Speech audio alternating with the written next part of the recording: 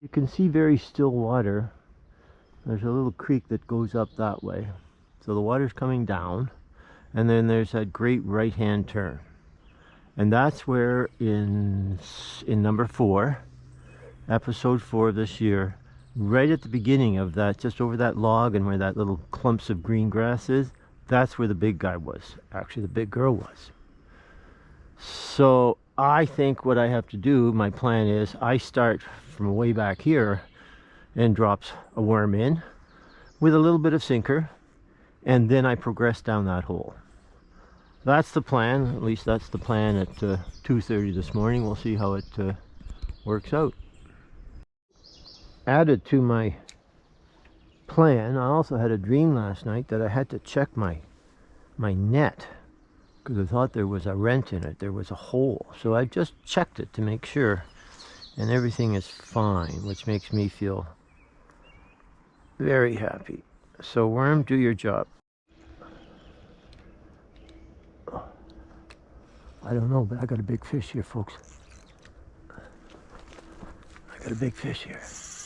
Got to keep it away from that brush. Keep it away from the brush. Keep it away from the brush. Come on, stay away. Stay away. Stay away. Stay away. Stay away. Get my net. Looks like a nice fish. Looks like a nice fish. Get net. Oh. Okay. Oh. That's good. Oh. Okay. Oh. Come on to me. Come on to me. Come on to me.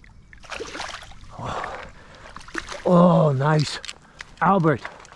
Wow, first hole of the day. Got to take this off to make sure it's working, Albert. Sorry to make you dizzy. Oh, wow. Okay. This could constitute a video, Albert. Oh, this is not the big mama, but this is maybe 18 inches or something like that. What a great fish. Let me take my glasses off. Get my glasses on. Oh, boy. I felt a tug. This was the tug I felt yesterday with you, Albert. Remember I said I went and forgot my worms and came back and stepped on this stuff here, and there was a ripple, and I thought, oh, I think that ripple, the fish came back and was a predator waiting at the corner. So this is a pretty nice fish. Oh, this is a pretty nice fish indeed. And again, caught right in the corner. Oh, sorry about that. Yep, right in the corner. So let me just take this out here for a second. Be back in a second here. That's a beauty fish. That's 18 inches. I got to get you back in the water and revive you. And thank you very much for the day. I got to get over here. This is where my boots come into play. Oh, my holy boots. Oh, you're flipping and flopping. Good for you. Okay, let's get you in here. Oh, what a beauty fish, huh? Gorgeous fish. Gorgeous fish. Let's just do this. Let's just do this. Oh, that net. I have to explain the net when I go home. I have an idea with Albert. Actually, Albert's his brother. He doesn't really care too much about fishing. I'll explain it to Alfred. But again, a beauty fish. Nice worm. I think there are 2 other ones like this in the hole.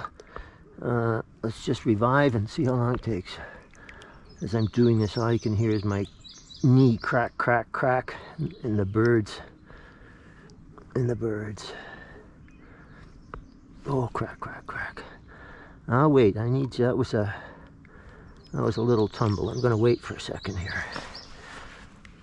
I'm gonna wait for a second here. Still doing it. There we go. Ah, beauty fish. First hole of the morning. Again, I thought of this last night. Alfred will see the amount of time. Usually I have maybe 25 to 40 segments. And the segments are anywhere from 12 seconds to 22 to maybe 40.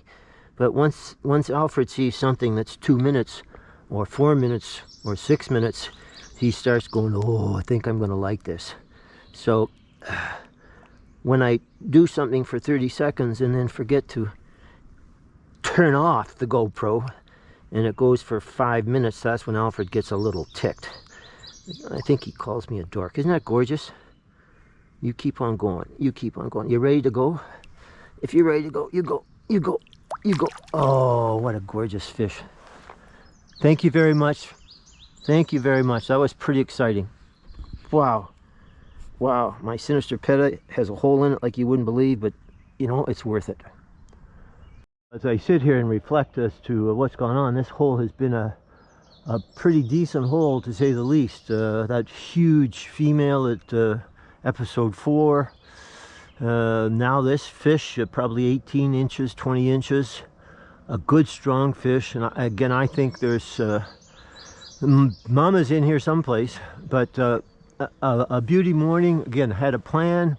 How many times does a plan work out? However, I will I'm going to drop a chubtail in here in a second. The fish that was just biting there I caught, it was a funny tug. I almost thought it was a chub.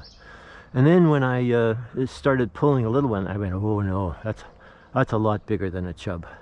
And it certainly was. And again, that wood down there, if you recall, in number 4, the female was going way down there and had wrapped herself around some of the branches. Well, that's what I tried to keep away from, and I was able to do that. Again, it's very important to have the right drag on.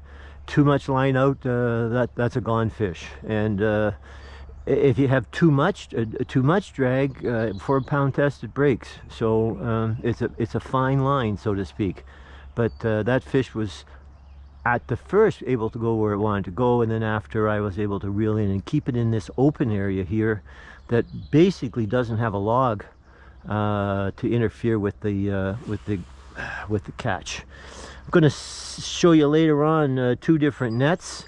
One I got from my daughter for the Father's Day, and I'll explain to you. We'll take a look at it. Maybe you guys can decide which net I should be using. But wow, that's a nice start. Take care. Look at all that hogweed over there, grows so tall. Gee. Anyway, see you in a sec.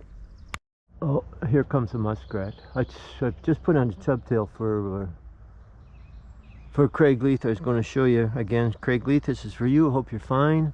All of a sudden around the corner I saw a little head, and I think it's a muskrat, but it's also just now decided to submerge. However, I'm going to put this in, and again with a little bit of sinker, and see if it attracts somebody different. I'm sure the fish I just caught will be around the corner there, probably pouting. Anyway, see you in a sec. Here you go. Again, what an exciting start to fish. If I were to go home right now, I think I'd scare everybody. So I'm going to put this with a little bit of sinker and down there, and maybe it'll attract somebody different. I'm just going to let it sit. Oh, and here's a lot of ripples. That's somebody coming down. Goodness. But I can't see in there. If that's a big brown, I might have to get some help from Alfred. So I'm waiting. I'm also reflecting. I said last night or earlier on in earlier on that I had a plan, and I took a look at this corner here, and the fish that the worm that I lost yesterday. I'm just pretty sure it was a good grab and go. It wasn't a chub, and it worked out that it wasn't a chub. Reflect just quickly again. In olden days, I'm going to say a couple years ago, I would put a little bit of worm on, and I would have 20 chub bugging it so much that I'd have to take it out and put a chub tail on. At the moment, I have a change back from to a worm, and I'm not getting any chub again. And the reason is, I think that the dams that the beaver have done have locked in all these big browns, and they have to eat, and what they're eating is they're eating chub. So any different food or whatever, a worm or a chub tail that comes in is going to start looking pretty delectable. And it would be perhaps Alfred and I who are serving up lunch and dinner. Actually, in this case, it's breakfast, but I think that's what's happening. The fish are saying, okay, we got to eat something, let's try it. This dude seems to let us go. It's worth a picture, maybe. Take care. I have a hard time editing this, but I can't stress the importance enough of having polarized glasses. I don't know what the GP is going to look like, but it's a whole different world when I have the polarized glasses. And you know, I saw the body underneath the water flash by, and I went, oh, that's a big fish. Take the polarized glasses off, I can't see anything. I'm looking in, I can't see the log. There's a couple of branches there, it's hard to see. That stuff down there, I can't see that. So it's it really pays, A, to not get hooked, but also to see something fast. Pretty neat. Right there, about a month ago, there was 2 huge browns, and they never made the video because I only saw them, and they were huge.